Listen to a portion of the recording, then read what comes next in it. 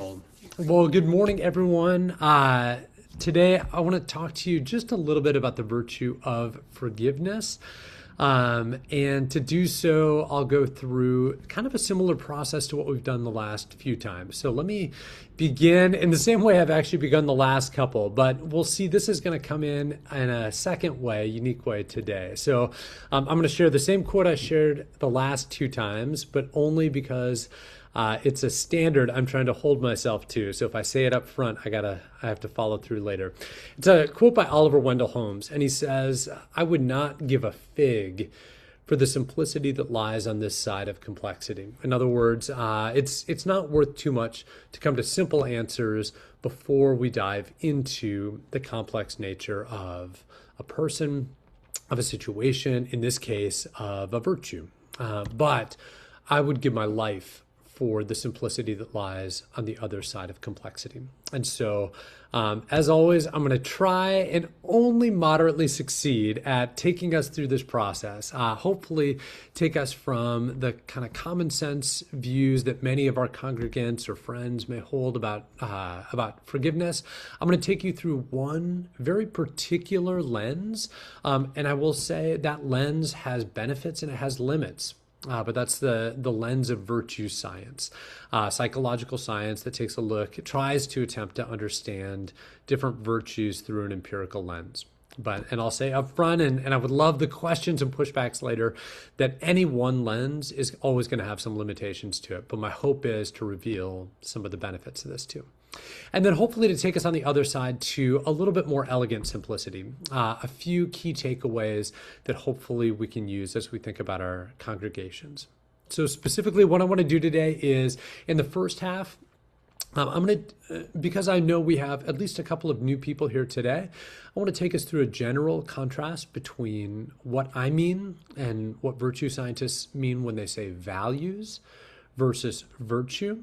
And then I want to break down the basic anatomy of a virtue, at least from the framework that I'm working from. And then I'm going to highlight, although not go deeply into 6 different virtues that are related to care or to neighbor love. And then I want to more closely define forgiveness, differentiate it from a few things that can sometimes look like forgiveness but aren't, or at least have very different outcomes.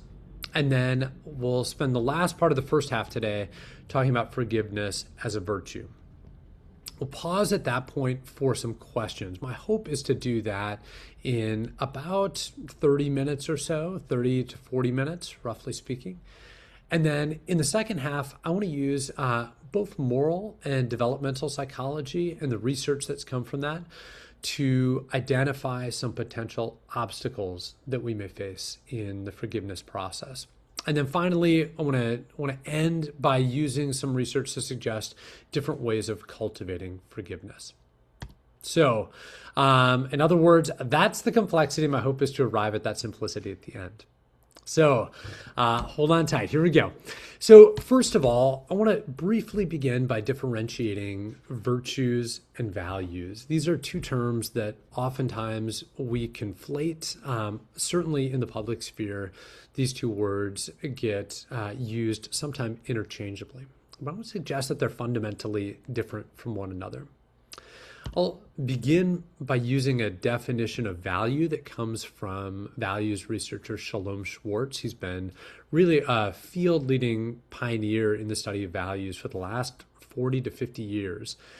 And values, as defined by Schwartz, are trans-situational goals, varying in importance, that serve as guiding principles in the life of a person or a social entity. In other words, values are these kind of enduring goals, things that we strive towards that aren't domain specific. I don't just hold a value at work and then abandon that value at home.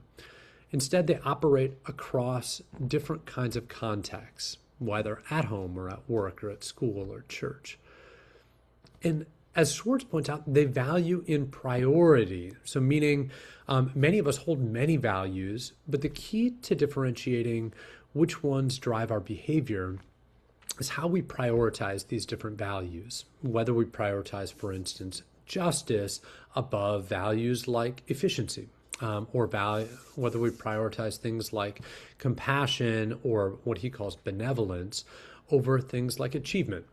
And these values end up serving as anchor points that help us choose behaviors, institutions, paths, and strategies. So that's what a value is. You can think of it as something I assent to or I agree with, or maybe even something that I internalize. In contrast to this, a virtue, and this is a definition by Pam King and Defoe, a virtue is a habit of attention, desire, emotion, and behavior. So unlike something that I assent to, a virtue is something that I habitually do. Virtues are acquired across time, meaning they're learned or developed across the lifespan, oftentimes in childhood, but many times in adulthood. And it's acquired through intentional practice. These virtues enable us to act in ways that are morally good within the context in which we live.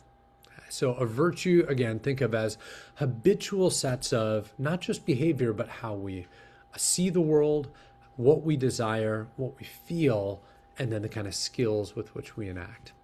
So one way to think about this that I've used before, I'll reuse it again at the risk of boring those who have been here a couple times, is a nautical metaphor. One way to think about it is you can imagine wanting to sail a ship. So you gather all your supplies, you have food for the journey, but more importantly, you have nautical maps, you have a GPS system, you have a rudder that will ideally steer you, but the map alone can't move the vessel. In fact, imagine you have all that, you push off from the dock, and your boat goes nowhere.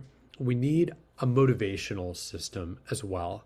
When we think about pro-social or moral or caring behavior, the motivational system, or the directional system rather, are things like our values and our ability to reason between those values to prioritize them.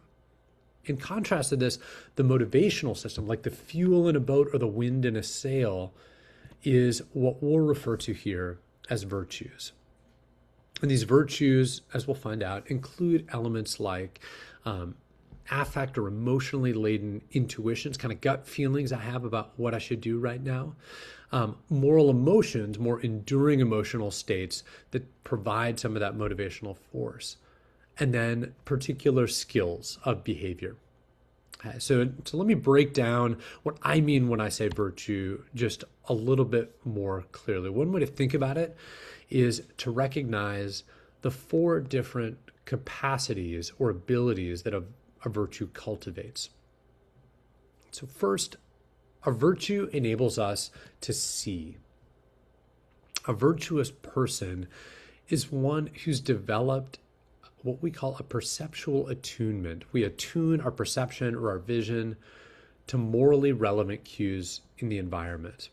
For example, with the virtue of compassion that we talked about early on, it sensitizes us to see signs of another person's suffering or need. So virtue helps us to see. Second, a virtue shapes our desires. So a virtuous person exemplifies an intuitive impulse, a gut feeling. These are oftentimes emotionally charged to respond appropriately. Usually that's just at the general level. So whether by approaching or addressing a situation, sometimes avoiding something that they know should be avoided. But for instance, in this case, the virtue of compassion activates an impulse to relieve suffering. I want to help. I want to stop someone from suffering. Third, a virtue helps us to feel. It forms our emotional responses. So a virtue cultivates habitual feelings that provide a kind of motivational intensity. So a virtuous person is someone more likely to feel these emotions and to feel them more strongly. So for instance, in compassion, we experience actually a really interesting blend of connection and sorrow that moves us towards the suffering person. And then finally, fourth, virtue equips us to act, to do. A virtuous person is someone who not only sees what needs to be done and feels like they should do it, but it's someone who possesses very particular procedural skills, meaning they can do something. In cognitive psychology, we call these habituated behavioral scripts. They're the kind of thing that lets you wash dishes while you listen to music and talk to your kids at the same time. It's the things you do on autopilot. But these kind of procedural skills enable effective action in the right circumstances. So, for instance, the virtue of compassion, it involves knowing how to relieve suffering in particular situations. So, for instance, a compassionate physician is going to have different behavioral skills than a compassionate therapist or a compassionate pastor or a compassionate next door neighbor. Each of those are very different circumstances that require different skills. So, in short, a virtue helps us to see, desire, feel, and do. And a virtuous person is a person we can think of who is chronically disposed to do these in morally excellent ways. So we've talked about a couple of these virtues of neighbor love, but I want to suggest to you, although there may be many virtues that help us to love our neighbor as ourselves, there are a few key relational virtues that tend to predict effective caring. In our studies and in our review of other psychological studies of how people grow in their ability to love their neighbor as themselves, we focused on 4 specific virtues that arise from innate motivational systems. So again, the brief version of this, you can go back to previous videos to get a little bit more depth, is that we as humans are innately motivated to be close to other people. And when we do that well and we promote those kind of relationships well, we say we have the virtue of trust, the capacity to inculcate trust as well as to trust another person. We all as human beings and even as infants, you can see this innate drive to help other people. And when we do that exceptionally well, chronically over time, it's oftentimes because we possess the virtue of compassion. We also have an innate drive to reciprocate, to be fair with other people. You can see this both, like I said, even in infants and also in primates. You can see this amongst monkeys. But one of the uniquely human capacities that we have is the ability both to feel and then to express verbally gratitude to the other person. And then finally, we have an innate motivation to repair things when they go wrong. And when we cultivate this, not just motivation, but the skills that help us to do that, this can be developed into what we're going to talk about today, which is the virtue of forgiveness. So the suggestion, the overarching model, is that these 4 virtues are inherently pro-social, that they promote the well-being of the relationship in the other person. In contrast to these, but used alongside these, are what we call 2 metacognitive skills. These are amoral, meaning that you can use these skills for good or for bad. But what I want to suggest to you is that these skills are actually intricately involved in each one of the virtues. So the first one of those is what some people call presence or mindfulness. And by that, I simply mean the ability to be still and to notice what is going on inside my own mind. It's the ability to observe and describe our own mental and emotional states with curiosity. I may say more about that later on, certainly as it relates to forgiveness, but it turns out this is one of the strongest predictors of relational skills, people who do well in relationships. It's just that ability to notice. But what goes along with that is a second ability, which is once I notice what it is I'm feeling or I'm thinking, I also need the ability to inhibit or to act intentionally. So sometimes my emotions may be strong, angry, resentful emotions. And the second part of mindfulness is the ability to pause long enough to think, what's going to be the best thing to do in this moment? So this is what we call acting with awareness. So one metacognitive ability of mindfulness or presence, and then the second metacognitive ability of empathy. This is actually 2-faceted. We talked a little bit more about this in more detail in the compassion unit. But empathy involves both the ability to feel with another person, is what we call affective or emotional empathy, But, and as we'll see here in forgiveness, also the really critical cognitive capacity to imagine or perspective take, to imagine myself into the world of another person. So this is what we oftentimes called cognitive empathy. Okay, so 4 pro-social virtues: gratitude, trust, compassion, and forgiveness. And then 2 metacognitive abilities. That's you can tell we're getting complex already, but I want to ground us in something. So I just want to take a moment and have you think about a time in your life. So I'm actually just take a minute. It's going to be silent for about a minute here. And what I'd like you to do is to take a moment to recall a time in which you felt trust with another person. When you do that, picture what they said and what they did.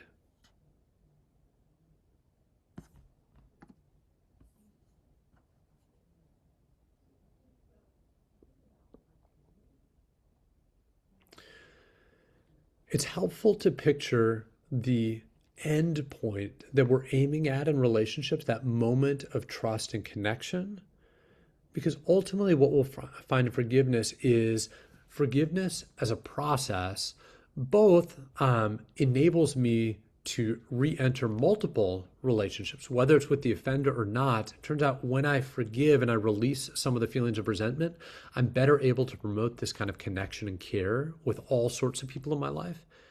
And potentially, forgiveness paves the way for a potential or eventual reconciliation. It's really important in the beginning. I'll say this again later. It's important to recognize that forgiveness and reconciliation are distinct. They're related to one another, but in order to really deeply reconcile, the process of forgiveness is usually necessary. Okay, so let me anchor this in a couple stories.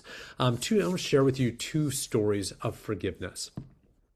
One of them comes from one of my favorite novelists, a guy named Kazuo Ishiguro. He's written a number of different books, and this book in particular, a book called The Buried Giant, is one that is very unlike his other books. So in The Buried Giant, what we end up seeing is it's kind of an Arthurian fantastical tale. And the focus is on an elderly couple, a couple of Britons in the Middle Ages during kind of King Arthur times. And these 2 people, Axel and Beatrice, leave their settlement in search for their son. They are questing to a nearby village at which they believe their son is, but very early on we figure out they can't quite remember. They don't know exactly where he is. In fact, as the book progresses, we find out there are quite a few things that they have difficulty in remembering. They believe, in fact, as they set out from this village, they find that their village and other villages are sort of shrouded in this mist, this fog that's over the land. And they start to suspect that it might be this mist that surrounds them and surrounds their people that's responsible for a kind of collective amnesia. I mean, they can barely recall fragments of their life together. And they're leaving their settlement to try to reconnect with their son before they forget him. The tension in the novel builds as memories get jogged, and we discover clues that suggest that Axel, the husband, isn't all that he seems, and that either maybe he or Beatrice might have hurt each other in the past. All of them, and the other characters that we find in the book, hide secrets or find that secrets are being hidden from them. And eventually, I hate to spoil it, so feel free to plug your ears at this point, but eventually we come to learn that the mist comes from the breath of a dragon and that it suppresses the memories of those who breathe it. In fact, we find out that this dragon has been cursed by Merlin, the kind of famous wizard from the legend of King Arthur, with the curious result that once the memories of the people had been suppressed, a sort of peace descends on the land. And what we find out is that in the past, all the people in this land were actually combatants, that they were enemies, that there had been actually at one point a mass slaughter, an injury, and that prior to the mist descending, the Saxons had planned to avenge the threat by raiding the villages of the Angles. Everyone in this land was operating out of fear and self-protection. And so what happened was by temporarily wiping out the memory, it caused the conflict to cease. And it led them to forget why they were angry. But the question of the book, and the question I want us to think about today, is whether avoiding this kind of conflict, just sort of forgiving and forgetting, pretending like it never happened, by avoiding the grief and the relational tearing that goes along with being wounded, whether that really brings with it the same kind of blessing or peace as does forgiveness or extending mercy. Okay, so that's one story. I want to read us a story that we are a little bit more familiar with. This comes from the Gospel of Luke. It's a story that Jesus told those around him when they were confronting some of the same kinds of conflicts and challenges. He said, there was a man who had 2 sons. The younger of them said to his father, "Father, give me a share of the property that will belong to me." So he divided his property between them. And a few days later, the younger son gathered all that he had and traveled to a distant country. And there he squandered his property in dissolute living. When he had spent everything, a severe famine took place throughout that country. And he began to be in need.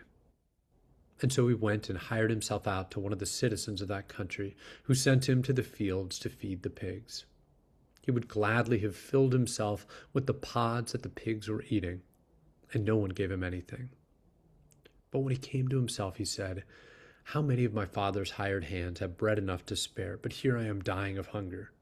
I will get up and go to my father, and I will say to him, 'Father, I have sinned against heaven and before you. I am no longer worthy to be called your son. Treat me like one of your hired hands.' And so he set off and went to his father. But while he was still far off, his father saw him and was filled with compassion. He ran and put his arms around him and he kissed him. And the son said to him, 'Father, I have sinned against heaven and before you. I am no longer worthy to be called your son.' But the father said to his slaves, 'Quickly, bring out a robe, the best one, and put it on him. Put a ring on his finger and sandals on his feet. Get the fatted calf and kill it, and let us eat and celebrate. For this son of mine was dead and is alive again. He was lost and is found.' And they began to celebrate. Now his elder son was in the field, and when he came and approached the house, he heard music and dancing. He called one of the slaves and asked what was going on. The slave replied, 'Your brother has come, and your father has killed the fatted calf because he got him back safe and sound.'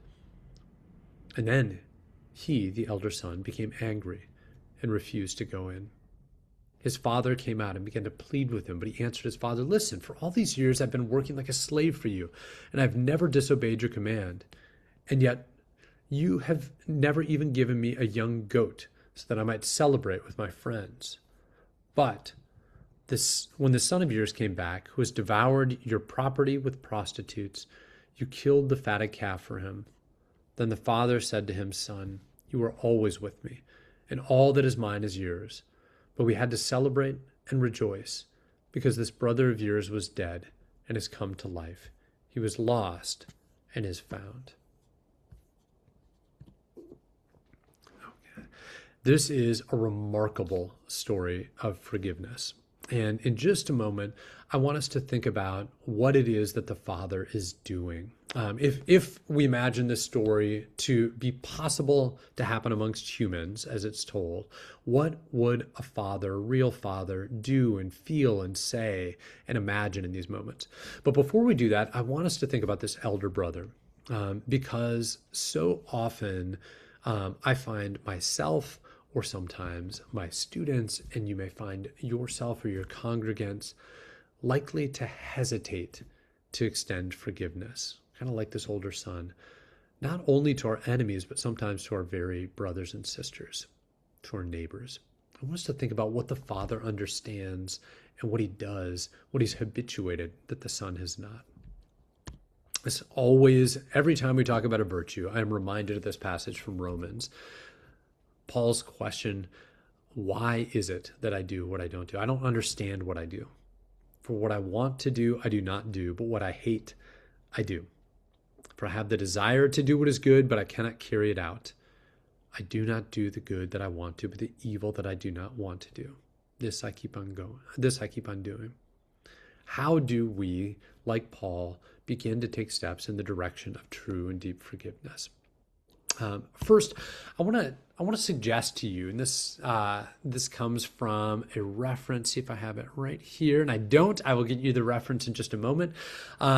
This was an author who I not only find their definition of forgiveness compelling, but have found the process of forgiveness that they suggest very useful. And they suggest that at the most basic level, forgiveness is on a continuum with grief. So forgiveness and grief are related. The way I understand it now is that when you're offended or hurt or violated, the natural response is to grieve. All of those problems can be seen as a loss, whether we lose affection or whether we lose a human being or a dream or a sense of ourselves or a sense of safety. When we lose something, human beings have a natural reintegration process, which we call grief. Forgiveness is the resolution of grief.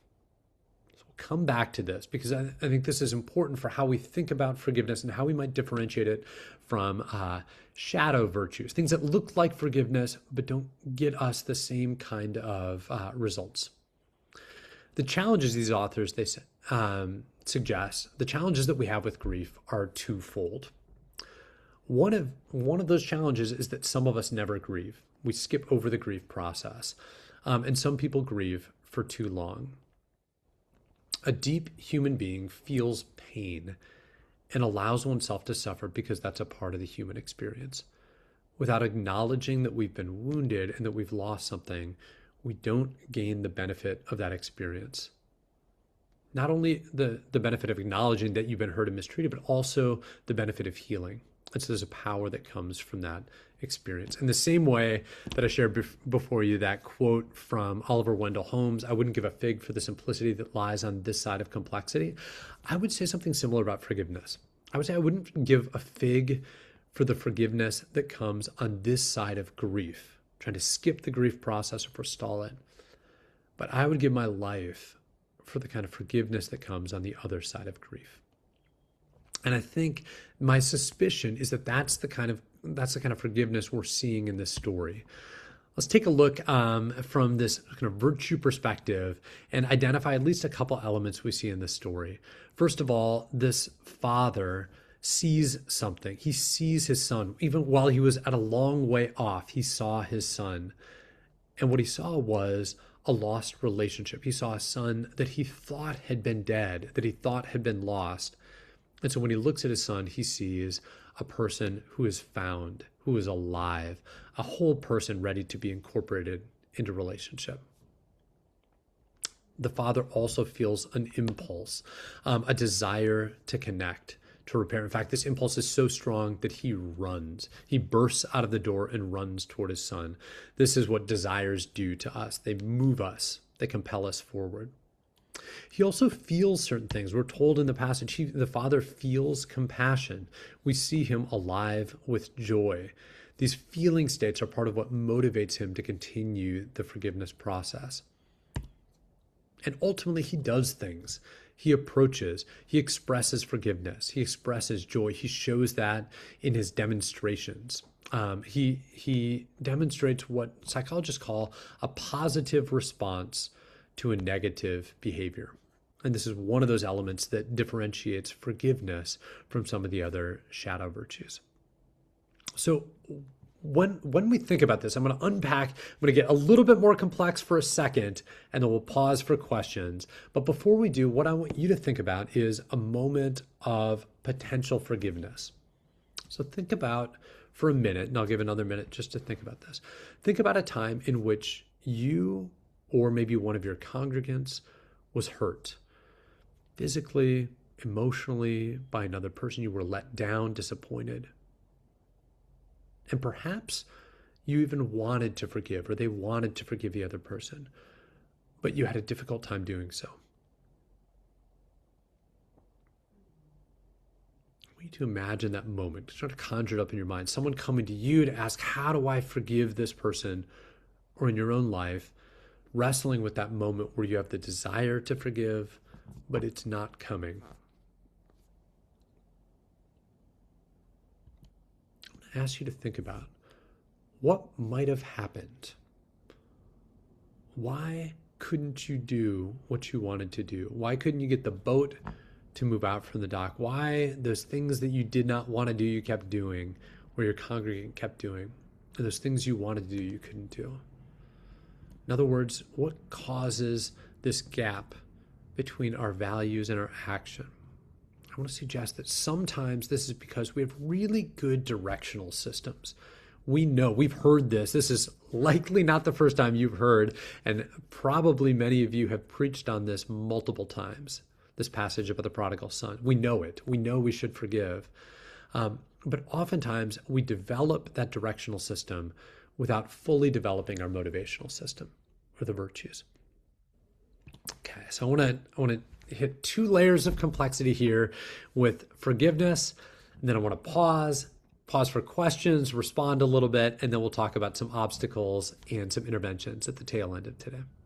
So, get ready for the complexity. First of all, I want to differentiate forgiveness from related concept, kind of two related concepts, conflict avoidance and grief avoidance. Because oftentimes, you may or may not have experienced this yourself within the church, but oftentimes within the church, what I took to be forgiveness was actually a process of sidestepping the hard parts of forgiveness. And this is for me, this might have been just my own biases as an adolescent and young adult as I heard the message to forgive. Oftentimes, instead of forgiving, what I engaged in was conflict avoidance. In conflict avoidance or in grief avoidance, what we do is to deny the pain or minimize the pain or kind of repress the pain. Feel like it's okay. It's not a big deal. Don't worry about it. This involves what psychologists call a passive avoidance. In particular, here it's a passive avoidance of the need to really deal with what that suffering was, both the feeling, what it made us feel, but also what it says about the other person and about the world around us. Because when I avoid grief or when I avoid conflict, oftentimes what this requires is that I distort the other person. In the same way, we'll talk about resentment a little bit later. That's it's an easy dichotomy between forgiveness and resentment. It's harder sometimes to discriminate between forgiveness and grief avoidance.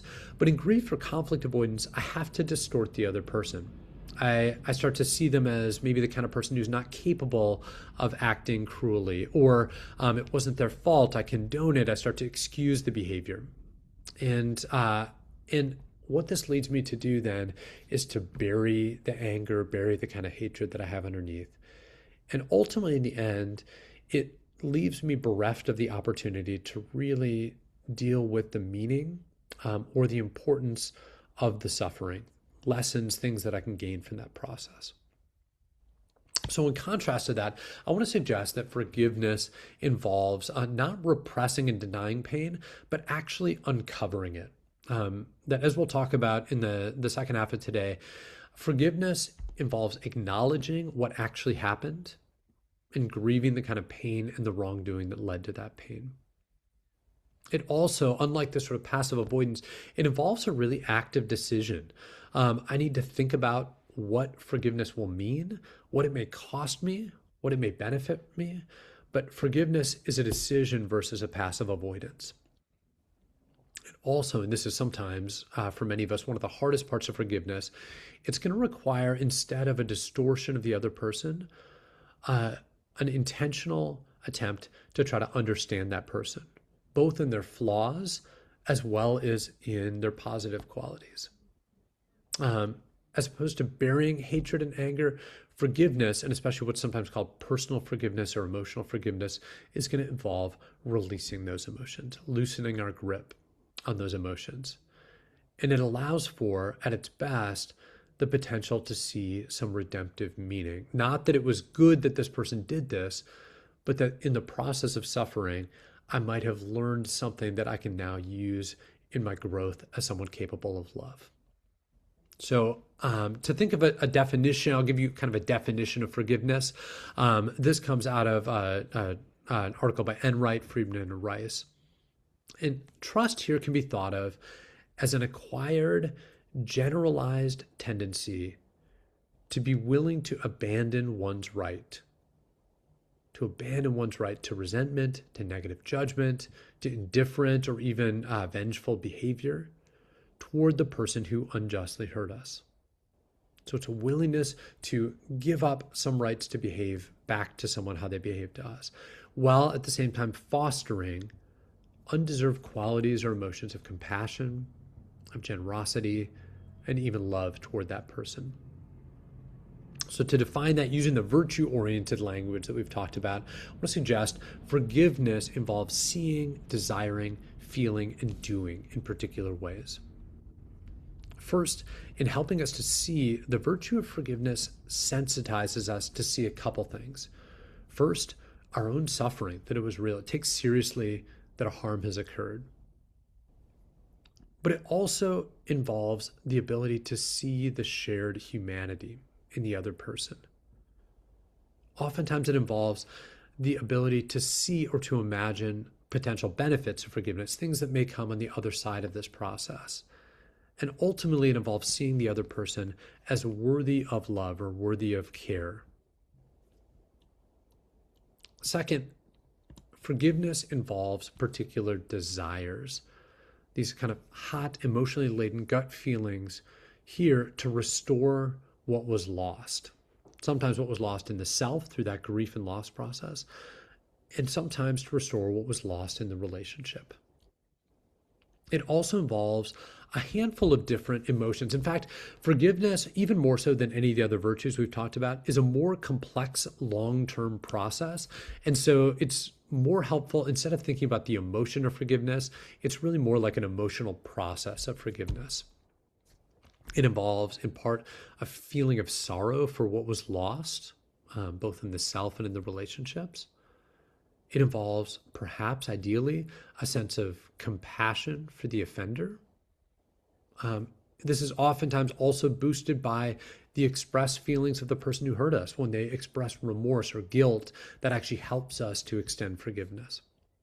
And finally, forgiveness involves particular skills, procedural skills. So here it involves exercising very specific skills like acceptance of my emotions, acceptance of the other person as the person that they are, the skill of empathic extension and maybe even expression, and when appropriate, it's not always appropriate, when appropriate, reconciliation. And we'll say more about why that may be appropriate in some moments and not in others. Okay, last element of complexity, then I'll pause for some questions here. So let me break that down into some interlocking steps using see, desire, feel, and do here. So take you through what happens or what may happen in the process of forgiveness. First, we are hurt. Some injustice is done to us, or at least it feels to us that an injustice is done. And when that happens, the initial process is actually to seek safety. And this is good. When we're wounded, emotions like anger can tell us something was done wrong here. This isn't the way it's supposed to be. Emotions like fear initially help us to protect ourselves so that we won't get further hurt in the moment. Feelings of hurt remind us that there's something tender underneath, something that was lost that we want to be able to restore. And resentment tells us initially something is not right. There's an injustice that needs to be justified. There's a sort of a rebalancing that needs to happen. Now, ideally, if we have the right people around us, if we've been habituated to move into those moments in the right way, and if we have the right internal resources, we can move into an initial grief process and feel grief over what was lost and experience that and be sad about that. Oftentimes, there are challenges in this grief process because the grief makes us think and feel in very particular ways. And so there's three different ways of seeing. These don't always happen in this order, but three different ways of seeing that can unlock forgiveness. One of them is to an ability to see the way that we are cognitively distorting the other person. There's a few different types here. We can always come back to this if you want to. One of the things that we do when we feel grief or anger or resentment is we split the other person. They become all bad. One of the things we do in grief avoidance is sometimes we split the other person and they become all good. They're not the kind of person who could do that to me. Next, let me go back because to the other cognitive distortions, So one of them is splitting. Let me catch up here. There we go. One of them is splitting. One of them is called the fundamental attribution error. And briefly stated, this is our tendency as humans in general, all things being equal, to, when we do something bad, see it as a result of a situation. I did that because I was stressed. I did that because I kind of got forced to in the situation. But when someone else does something bad, we see it as an indication of their character. So when we do something bad, it's because the situation made me do it. When someone else did something bad, it's because their character and who they are. And so part of what we need to be able to see in the process of forgiving is we might be underestimating the role of situations, for instance. And one of the cognitive distortions we oftentimes make is to see in the other person qualities that we ourselves possess, but we project outwards. In other words, they're cruel, but I'm not cruel. I would never do something like that. So see those cognitive distortions. It also involves attending to or seeing their shared humanity, the other person as perhaps similar to ourselves in key ways. The other person as being worthy of care, and valuable, and maybe even safe, not always. And it involves an ability to see the potential benefits of forgiving. Why forgive if there's nothing to get on the other side? And sometimes these are, you could think of them as self-oriented benefits, things like I feel better. But oftentimes the benefits of forgiving are the ways in which I can relate better to others, the ways in which I can better love the world, my congregation, my students, when I forgive. Some of them have to do with health, but some of them have to do with my own growth as a Christian. Next, ideally, if these things have happened, I have a gut feeling that something here was lost and I want to restore it. Something was lost in myself that I need to get back or grow through. Something was lost in a relationship. If I have that feeling and it's strong enough, I then may make the intentional decision to attempt emotional forgiveness. And here it's a real clear weighing of what are the costs and the benefits of doing so. Because once I do that, I have to enter into what is maybe the hardest stage of forgiveness, which is to attempt to empathically understand the other person, the person who hurt us. That doesn't mean letting them off the hook. What it does mean is trying to understand what kind of a person are they? How did they grow up? What were their situational pressures? What were their stresses? What are their challenges just as a human being? What all led into them doing what they did in that moment? But to do this is painful. And so it requires us to be able to tolerate not just negative emotions, but a holding together of negative and positive emotions together.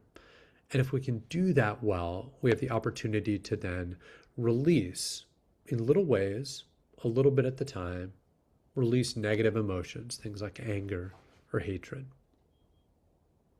Once those are released, it makes space internally for a few different kinds of emotions, at least two of those being a sense of sorrow over what was lost and a sense of compassion. And then ultimately, motivated from those kind of emotions, I may communicate one or multiple things. I may communicate forgiveness to the other person. I may communicate or express a sense of empathy or acceptance of that other person. And when I've done that, I may get the opportunity to look back on this experience to find a sense of redemptive meaning and potentially, if the person is trustworthy enough, if trust has been reestablished, to attempt reconciliation. Okay, it's a lot. That's a lot. So I want you to think about in your own life, that example you thought about in the beginning, then we're going to pause for questions for you. When you thought about that moment of failure of forgiveness, either your own failure of forgiveness or someone else's.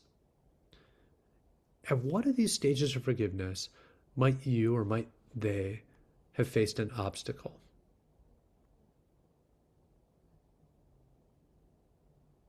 Take just a moment for yourself to think about this. Was it difficulty in sitting with grief?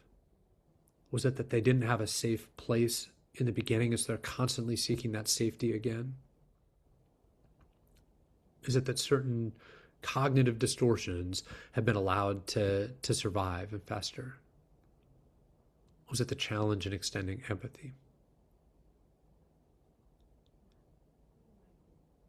Okay. Well, I want to use that as a way of even grounding this next time, a time of questions. And I'm gonna unshare this screen for a moment, just so I can see your all's faces as I respond to questions. So questions you guys have or pushback. I love pushback. I always love pushback. Questions or challenges. Ross, thank you. There are a few questions that have been posted in the chat, so I'll read them out loud in case folks are not able to read them themselves, and we'll hit those two. And then I have a few that I have that I'm ready to deploy depending on our time here. So, Wonderful. first one from Melissa, it can be easy to tell when someone is not grieving, but where's the threshold slash boundary to know if someone has grieved for too long? You had mentioned that being a piece as well.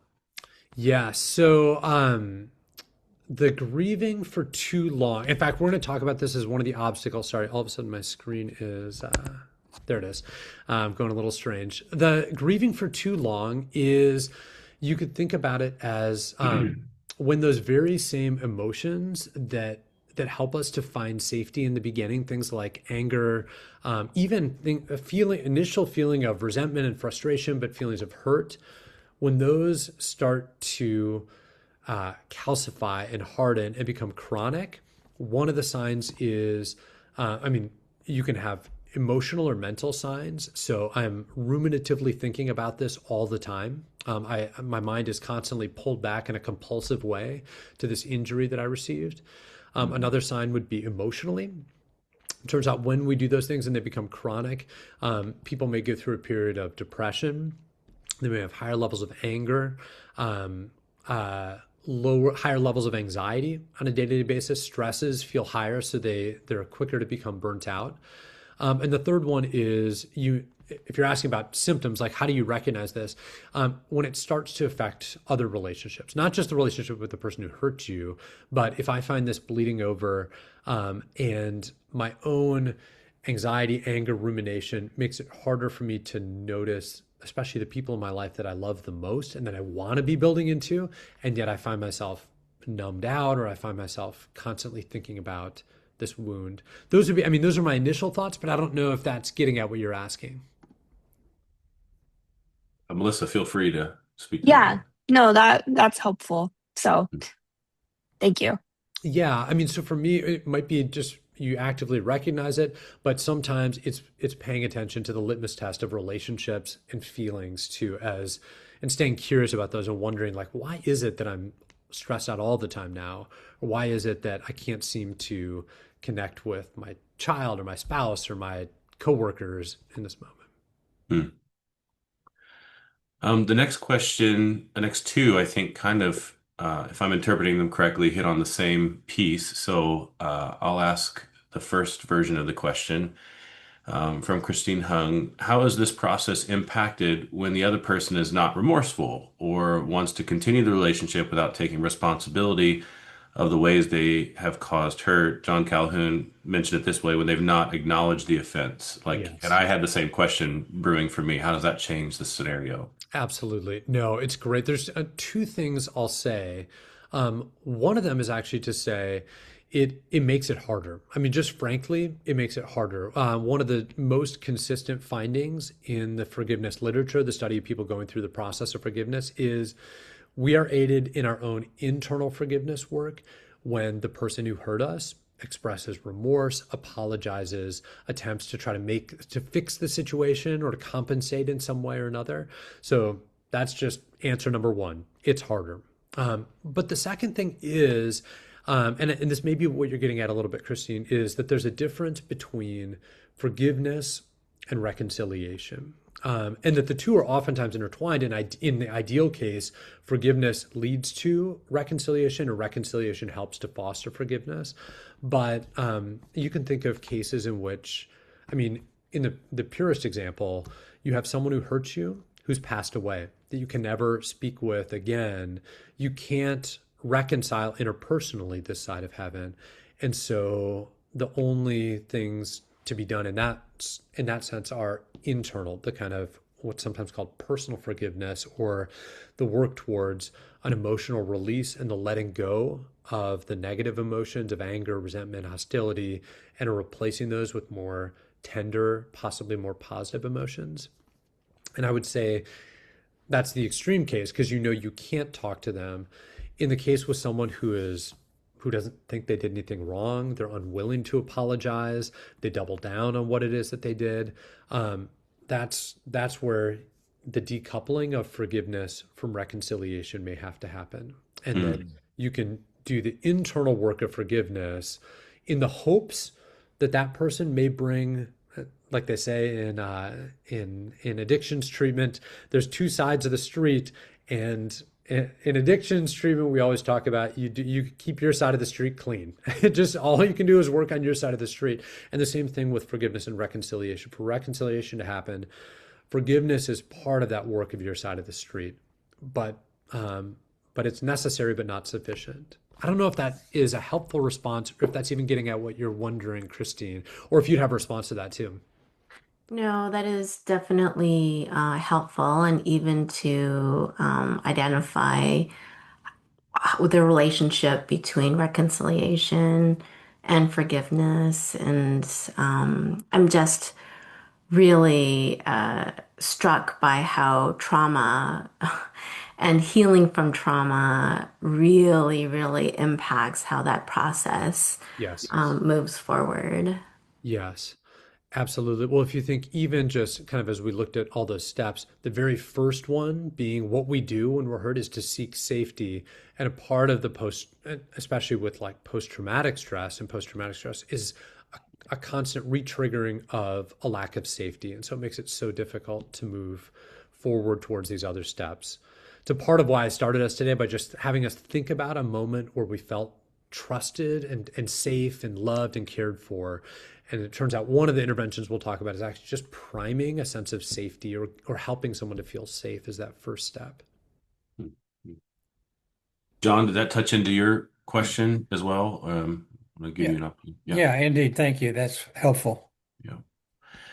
I'm going to let Dean give a little bit more context to his question here, because I don't know that I quite understand what you're mentioning, Dean, there. So you mentioned, I wonder where the gap occurs during ongoing relationships. Can you say a little bit more about that, or frame Yeah, it? yeah, part of it I think Ross has already begun to address, but since relationships occur in real time, and this is a singular process, I was just curious where, as people are trying to navigate this, where does where is the real challenge? I guess the best way to say it, when you're in a continuing relationship, and I'm not necessarily thinking of an abusive relationship, but just a continuing relationship when the events tend to repeat themselves, I guess, from that Oh, standpoint. that's wonderful. Because I was even thinking of two other things, and that brings up a third one too in an ongoing relationship. I'll come back to the third piece, then when events repeat themselves. But in an ongoing relationship, one of the things that makes me think of is there's a necessity to interact immediately. Like we just got to do stuff, in a marriage, or with your child, or in a office with coworkers. We have to get stuff done as we have to interact. And so in some ways, I've presented the pure case of forgiveness as it distills down in a linear process. And I will just say it is almost never quite like that. I tend to think of the forgiveness process as much more circular, kind of like an upward spiral where we're revisiting. And sometimes you even think you've completed it, and then something else triggers it off, and it turns out, oh, nope, I got to pull that back up again. And so in some ways, then it does mean a kind of compromise, at least potentially. My practical lived out experience, I will say for me, it's a compromise between grief avoidance and then forgiveness, and then grief avoidance and forgiveness. And in the moments where we just have to get things done, it may mean that I just sort of suppress until I can then kind of reveal and think through and talk through that grief in a safe place and then try to revisit. But then when you talk about the recurrent or the repeated, whether it's big T trauma or little t, I mean, the little things that people do that offend or hurt us each day, I do think this is the challenge. I think this is where forgiveness is more helpful than grief avoidance. But it requires both an internal honesty and then, again, potentially within the limits of that relationship and the safety of that relationship, an external honesty about being able to share that so that things can shift. Because ultimately, it's just going to require another repeated moment of forgiveness too. I don't know if that gets at any of what you're talking about, Dean. Yes, that's really helpful. And the spiral, I love that imagery. So thank you so much. Yes. Oh, I'm such a idealist. I wish it was just one linear process and done. But at least for me, that has never been the case. Ross, we have two, three more questions, but also if we're looking at I need 5 minutes at the end, 10:25, so you have 25 minutes left. Do you have time for another question, or should we jump back into content? Can we keep those questions in the hopper? Let me highlight just a couple of obstacles and then a couple of interventions. And then it may be that some of those questions tie right in with that too, if that's okay. Sounds great. Okay, great. So, and let me share my screen first.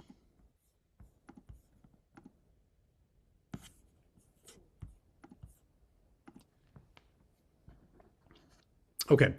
I mean, part of the point in getting complex is there's a lot of complexity. Maybe you've thought and have read all the kind of research on different elements of forgiveness.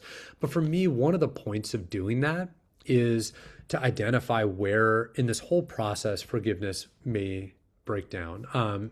Because oftentimes, like we found with the fundamental attribution error, if we see someone not forgiving, sometimes from the outside especially, it feels like, and sometimes even from the inside, it feels like if I just will myself to do this, I can forgive. It's a matter of kind of insufficient willpower. Instead, I would suggest, I think it helps to think complexly about forgiveness, to think about particular obstacles. I think one of the obstacles that we face sometimes is some misperceptions or misconceptions of what forgiveness is. I think sometimes, and this was an early conception of forgiveness for me as an early Christian, I thought pretty much forgiveness is similar to forgetting. Just try not to think about it, pretend like it never happened. And the verse that would always come to mind is like, as far as the east is from the west, like just try to forget about it, cast those previous hurts out of my mind. The hard part about this is it really interferes with that initial grief process that actually forgiveness is the culmination of. And so it sort of stunts the process at the very beginning. Sometimes we come at forgiveness and think forgiveness, at least if I think about what is it going to mean for me to forgive, it kind of feels sometimes like if I'm forgiving someone, I'm making excuses for them. And I would suggest forgiveness is very different than excusing. You can absolutely say, this should not have happened. And you should have done differently. Like you still had some willpower in there, and yet still go through the process of forgiving. And I think part of when we excuse it, it involves that splitting, that kind of overly positive splitting, where we say, oh, they didn't mean to, they couldn't have done otherwise. It's not their fault. And I think thinking of forgiveness as the same as excusing gets in the way of this process. Also, thinking of forgiveness as condoning, where we forgive someone and then we think, if I forgive them, then I'm saying other people can keep on doing that. Or by forgiving you this one time, I'm giving you license to do this again. That as well is kind of adds to those cognitive distortions, but also makes it really difficult to try to continue to understand that person as a whole person.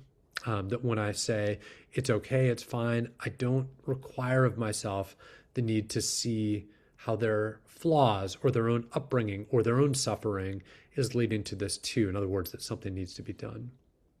And forgiveness also, and this gets a little bit to Christine's comment from before, that forgiveness may eventuate in reconciliation, but it certainly does not mean trusting another person without reason. That when we do that, we actually open ourselves up to future injuries. And just like we talked about last time with trust, I would suggest that lasting forgiveness involves small steps of uncomfortably comfortable risks. So not totally trusting that person to not do again what they did to us, but trusting them a little bit at a time to not to not make a big mistake on a small thing for us.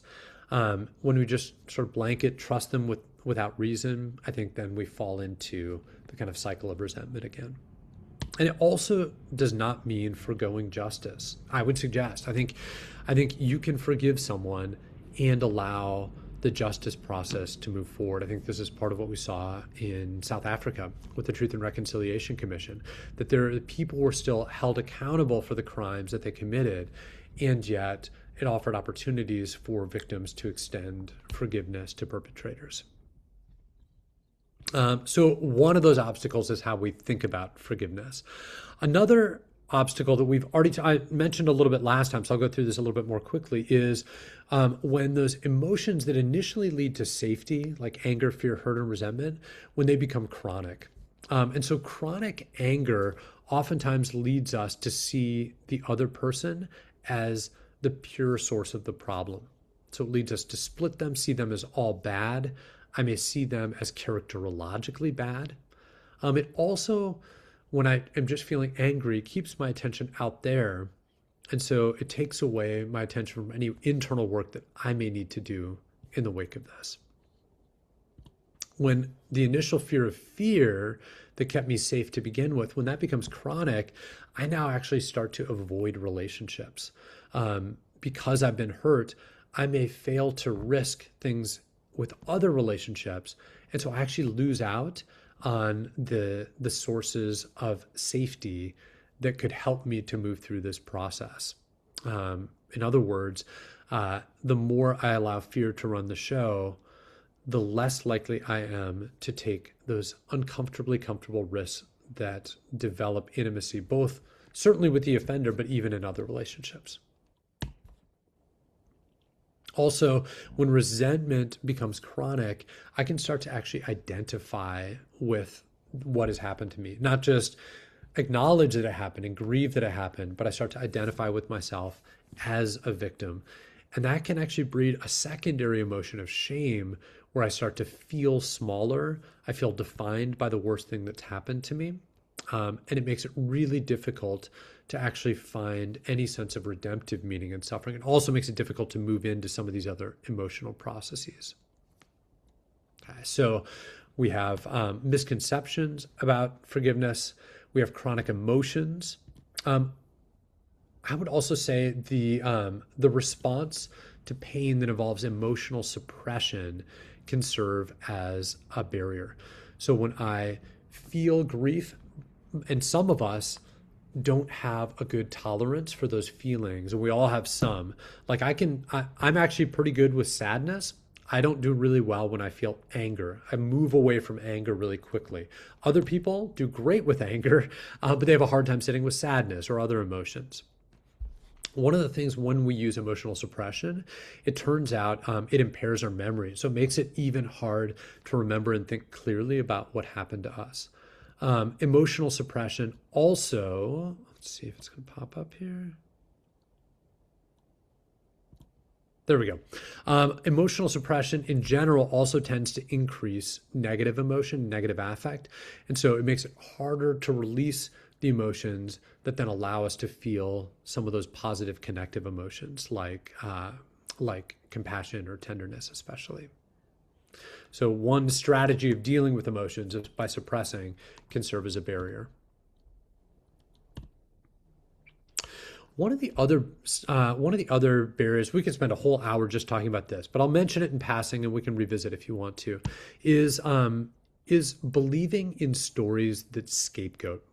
So when we tell stories that another person or that kind of person is all bad, part of what this does is to reinforce distortions. It lets me feel all good, me or the people like me feel all good, and those people feel like they're the problem.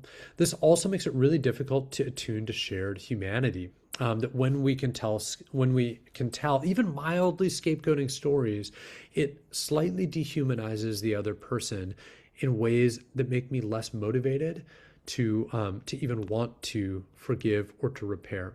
I see the other person as less worthy, less valuable, less safe. They become a threat as opposed to a potential neighbor. And telling these kind of stories also make it really difficult to empathize with the other person. When I'm told or when I buy into stories that scapegoat, like stories in Jesus' time about Samaritans, it makes it really difficult to empathize. Or it makes it relationally costly to empathize. So if I'm going to try to empathize with someone from that group or someone like that, I may actually suffer social costs from the people around me who want to keep on scapegoating. Okay. I was gonna pause for questions here, but instead, let me talk about a couple ways to cultivate forgiveness. And then I'm just going to mention a couple, and then we'll pause for questions at the tail end. So, one of the ways that researchers have found to cultivate forgiveness is by developing a skill called receptive attention. And this simply means the ability to notice what it is that we're thinking and feeling without responding. It's similar to what we called mindfulness before.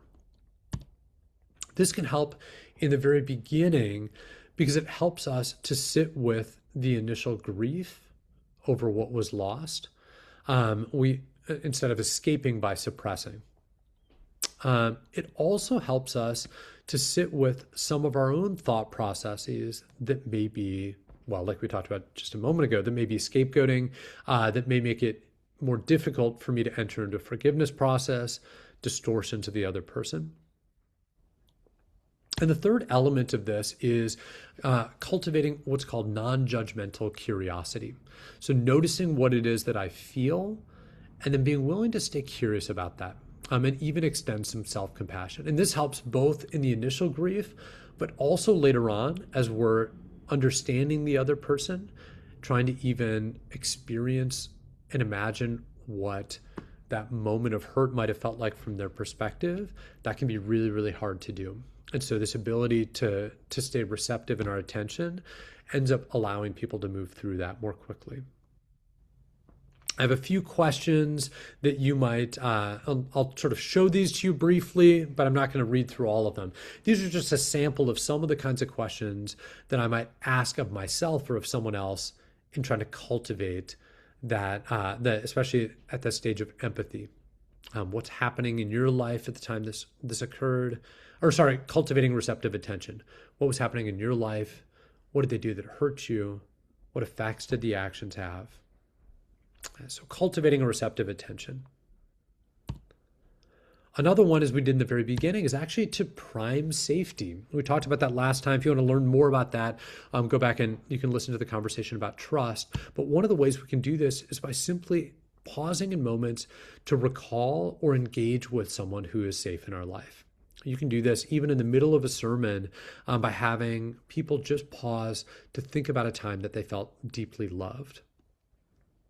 You can also prime safety physiologically simply by slowing our breath. It's one of the most amazing, it's one of the ways that we have the most direct control over our, what neuropsychologists call our autonomic nervous system. So we can down-regulate our anxious stress response simply by breathing slowly. Similar to that receptive attention, by trying to exert non-judgmental attention, it makes us feel safe. It's actually safe to think the kind of angry, critical thoughts that we may feel in the beginning when we don't judge ourselves for thinking those initially. And the goal here is to widen the window of tolerance for negative emotions. And doing that little by little, and oftentimes by alternating between what's painful and then what's safe, and what's painful and what's safe, and helping people to move back and forth. One of the images I sometimes use is imagine it like two pots on a stove, and you move one forward and the other back, and then the other one forward and the other back. You're sort of taking turns, feeling safe, and then feeling risky, feeling that kind of like grief or challenge. Okay. One of the one of the easiest, the lowest easiest things to do as a pastor in a regular Sunday sermon is simply to tell stories that undermine scapegoating. We saw Jesus do this all the time. And ideally, these are the most effective stories when they have an element of surprise in there, like the way in which Jesus told the Samaritan story, in which the normal scapegoat becomes the hero, but also stories in which that other person, the person that we're tempted not to forgive, when the stories about them evoke a sense of compassion. And usually you can do this by highlighting the vulnerabilities of that other person or that other group, and especially the similarities, the ways in which we are like them, the ways in which we all want the same thing. One way to do this, especially in the midst of the process when you're trying to help people to decide, do I want to forgive or not, is to remind them or to remind ourselves of what it is that I deeply desire. I love James Smith's book, You Are What You Love. But you might not love what you think is the title of chapter number 2, that we are defined, our identities revolve around what it is that we desire. And so reminding ourselves of what it is that we desire, the growth that we desire to become more loving, joyful, peacemaking, patient, kind, good, faithful, gentle, self-controlled. But also, this involves reinterpreting resentment or some of the other obstacles we've talked about as inhibitors to my own growth. And so if you're looking for reasons to motivate forgiveness, I would actually say oftentimes it's best not to start with, well, because that person who hurts me wants to be forgiven. I would actually begin with the ways in which non-forgiveness may be inhibiting me from my own growth and my own desire to care for those who are immediately around me. As Nelson Mandela once said, I love this quote, and of all people, Mandela should know. He said, resentment is kind of like drinking poison and then hoping it will kill your enemies. That ultimately, one of the things that resentment and other emotions like this does is it actually inhibits our ability to care for the people that we want to care about. Okay, maybe one of the last things I'll talk about then is if we're thinking about how to cultivate forgiveness, to attempt to try to engage empathy and compassion. And one way to do this is to facilitate imaginal exercises where you are having someone or having yourself imagine the other person as a whole valuable person. And one way to get at this is to ask certain kinds of questions. You can actually ask the other person these questions if it's safe enough to do so, or you may just ask yourself these questions. What was it like for them growing up as a child? What kinds of stresses did they experience? What do they want? What are they motivated by? But also, what are their flaws? What are they challenged with? What are their growth edges? The key here is to promote an attempt to try to understand the other person without condoning or excusing their behavior. And ideally, this kind of understanding process leads to a noticing of some similarities. Gosh, we both just want to feel at peace. We both just want to be loved. We both want to feel safe. Okay. And the very last one is, and I think it's an important one to end on, and then we'll pause for questions, is to help people notice the thoughts and the feelings that get in the way. So what we sometimes call blocks. So one way of doing this is there's very feelings that helped us in the beginning, the initial anger and fear and hurt and resentment, the things that helped us to survive and feel safe right after the hurt. um, we many times cling on to because they helped us. It makes sense why we cling on to them, but we cling on to them long past their usefulness. And so help a congregant or even help ourselves to observe, what am I clinging to here? And is it continuing to serve the purpose that it did in the beginning? Before you force anything, just try to think about, what would it mean if I let go of some of that anger? What am I afraid of losing here? What if I loosen my grip on resentment? Would it allow an injustice to go unserved? Or is that just kind of one of those thoughts I have about it? And then practice loosening the grip.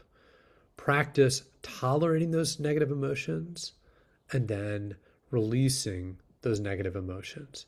And then just notice what takes place. Do I feel panicked? Do I feel calm? Do I feel compassion? Okay, let me pause there and I'll save our last 6 or 7 minutes. And maybe while I do that, I'm just going to pop this up because that's a short version of everything else we just talked about right there. So I'll keep that on the screen. I won't get to see all your faces, but I'll listen to your voices. Any questions or pushback you'd have on any of this, or Derek, any unresolved questions from before? Yeah, so I think some of these questions have been addressed. I'll do my best to capture the ones we missed before. So here's one. Can you speak to a little bit about when like the offense is generational or systemic? Mhm.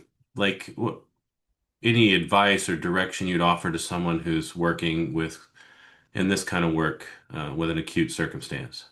Yes.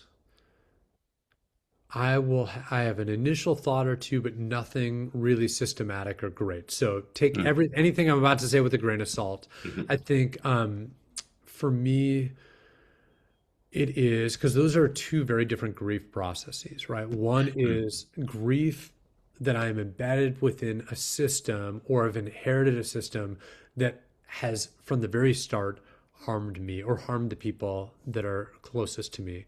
That is mm, a really hard grief to work through because there's no individual person that I can extend forgiveness to. I mean, it may involve that sort of slow loosening or practicing with loosening and tightening our grip on the feelings, because sometimes those it's hard when the system is still harmful. Anger still serves a role sometimes there. I mean, and that anger can motivate us to intervene in the system, if not on our own behalf, on behalf of someone else close. And so mm, there's that grief process.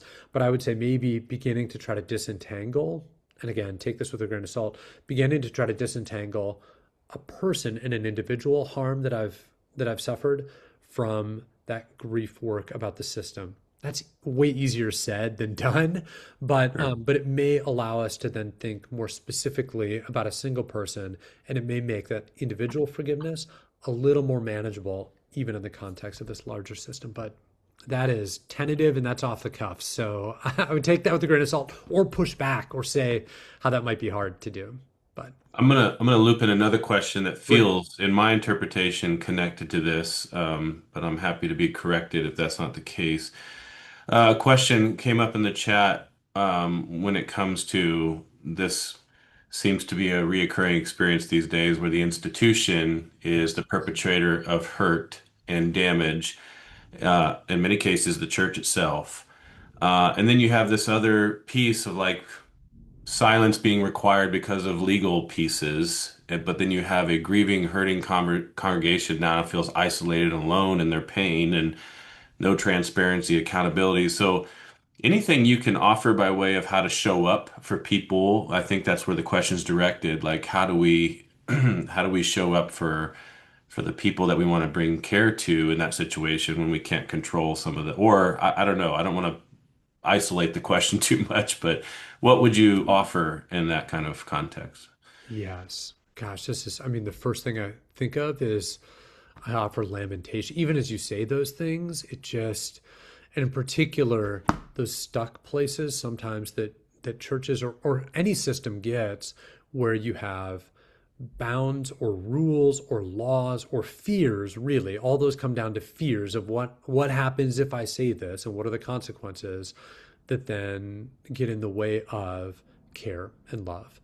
And so my first response is lamentation, Mm, and in acknowledging that that that conflict between those two things makes the grief even harder and longer. Um, I, and I say this naively in some ways, but a willingness to examine those fears. What are we most afraid of? And are any of those fears worth facing and moving through so that we can love better? mm, But I think even a speaking out loud for me in those moments and the times in different church lives or even in workplace or in friendships, the lamenting of what has been lost, even if it is done in such a way that it manages to sort of avoid sticky legal loopholes, which makes it harder, the mm, lamentation is still, I think, serves a purpose. But that is an insufficient answer for sure, because I think ultimately what that calls for and what many of those lamentations call for and the prophetic voices in the Old Testament call for is a shifting of the way that we've done things. And so it's hard to forgive, um, and it's hard to feel like a silent forgiveness isn't some kind of a condoning too, and that does make it mm, harder. Yeah, that's mm. an insufficient response, but I think that's what you've raised is just a real issue, and I think it's important to take it seriously. Yeah, thank you. Um, Capturing another question here, and this might be our last one here as I'm looking at the time boundary. Mm, Acknowledgement that sometimes when we're acknowledging that we've been hurt in the potential process of reconciliation, forgiveness, and even especially here when working with young adults, sometimes it can just become a battle of who hurt who back and forth. It can be received as an attack when you acknowledge hurt. yes. Any guidance or direction in that very like kind of acute circumstance? So, Yeah, there was one. So one of the slides I didn't show, that I kind of skipped over, but I'll show it briefly just for a moment, only to reference it from the previous time. Let's see if I can do this. Uh,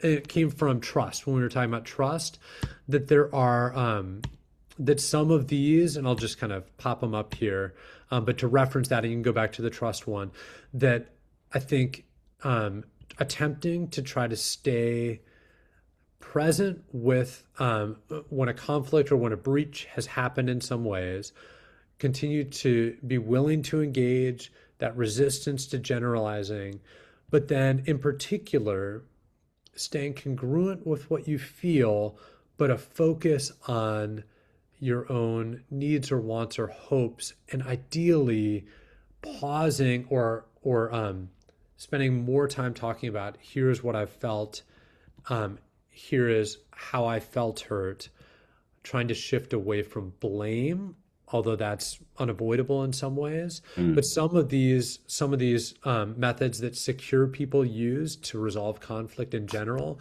may be a helpful reference. So I'll pop that off again, but you can always go back and reload it and pause the video if you want to there. yeah, But that might be a place I might direct someone. that's wonderful. Well, I'm going to invite the chat just to respond with some expressions of gratitude that may be emerging for you personally, but also want to say thank you so much, Dr. Ross Oaks Mueller, for your time. This has been extremely helpful, and the level of engagement has been um, hopeful to see here. So thank you. A few announcements here. If you're wanting to log this as lifelong learning code, you can see the code there, link to our past webinar presentations. And then also, I'd like to give 2 minutes to Dr. Dean Blevins here, who does some work with Dr. Ross Oaks Mueller. Dr. Dean Blevins joining us from Nazarene Theological Seminary. A specific invite to make to you that we've been sending information to you about after these webinars. So, Dean? Eric, thank you.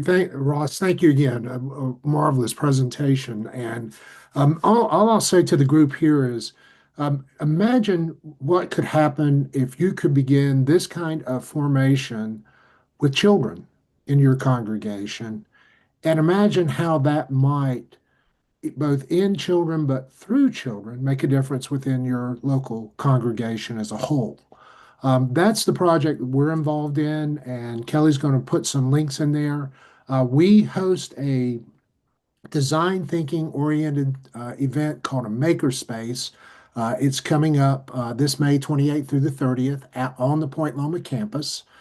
So it's from a Thursday night to noon on Saturday, where we just ask how might we uh, cultivate and nurture these virtues in and through elementary age children. And then we go through a design process and empower local congregations to envision how that might look like in either prayer practices or worship practices in a way that would make a difference for the sake of the children, but also for the sake of the adults in those congregations as well. So you can see through the links an FAQ that will explain the event that's coming up. You'll also see a link of some of the projects that came out of last year's effort. We have churches as far north as Alaska, as far south as Southern California, as far east as Texas, who have joined us, and we have about 12 ongoing projects right now. And we would love to have your churches join in. And so, if you're curious about this, just visit the FAQs on the registration page, register if you think you would want to come. We resource those prototypes, then that's exactly what they are. They're just experiments that we want to encourage you to try through mini grants of between $3,000 and $5,000.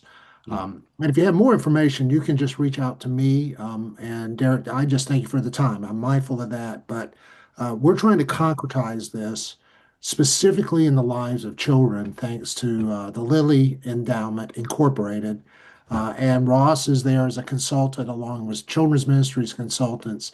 And we're hoping to have this year actually Dr. Robert Crosby, who's a nationally known expert in trauma in children.